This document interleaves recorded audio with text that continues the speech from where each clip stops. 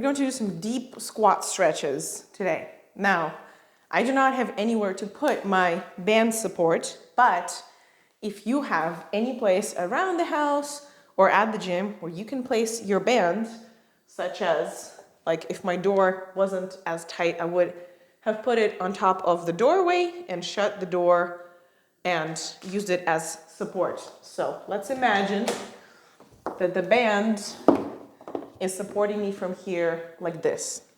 And then I would hold the band while I'm getting low into my deep squat stretch, hanging out here for like 30 seconds. Maybe you could increase it to like 60 seconds with little rotations to each side, all while holding the band, and then get up. So you can start that way if doing it body weight is a little bit too challenging for you to get to depth and get up with your heels on the floor.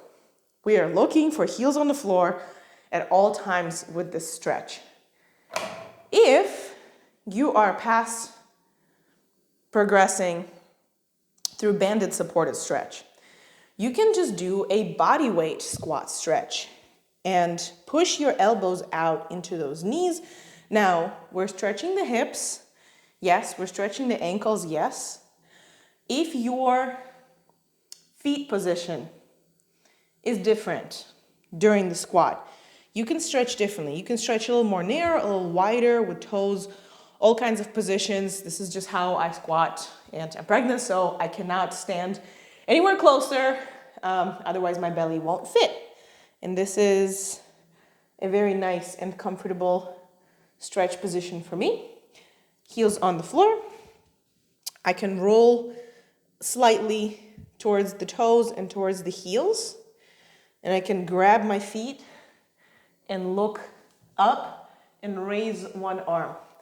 Because of the belly, I cannot raise it all the way up and I cannot twist, but normally I would try to do a couple of those twists while I'm in the stretch. Another thing, now I relaxed and I noticed my pelvis went into this curled position.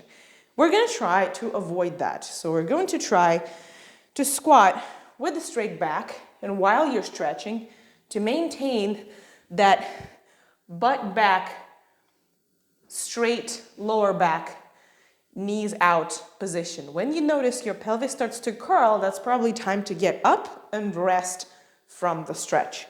And then the last step of the progression, ideally, if you are at the gym, you're going to have your big round plates of different weights, bumper plates, steel plates, iron plates, doesn't matter. Pick the plate of the weight that is comfortable for you and hold it in front of you while you're sinking deep with your hips down towards the floor. This really helps your hips open up. I do not have a plate here, so I can grab a dumbbell and do the same thing. So I'm going to hold the dumbbell towards my chest and use it so that now the weight of the dumbbell is transferred into my elbows and it's pushing into my knees, and the knees are being pushed out.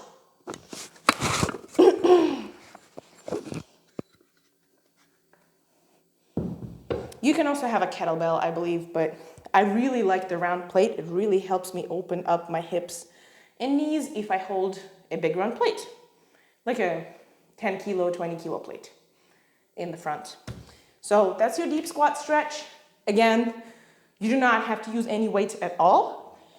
If it is tough for you to not have the pelvis curled, to have your back straight, or if it is tough for you to have your heels on the floor, you're going to use support instead. Then progress to body weight, then progress to weighted stretch. If you like this video, give it a like, and there's a whole playlist of recovery and warm-up videos, as well as an exercise playlist on this channel, so make sure to check it out if this video was interesting to you. The rest will be probably as well.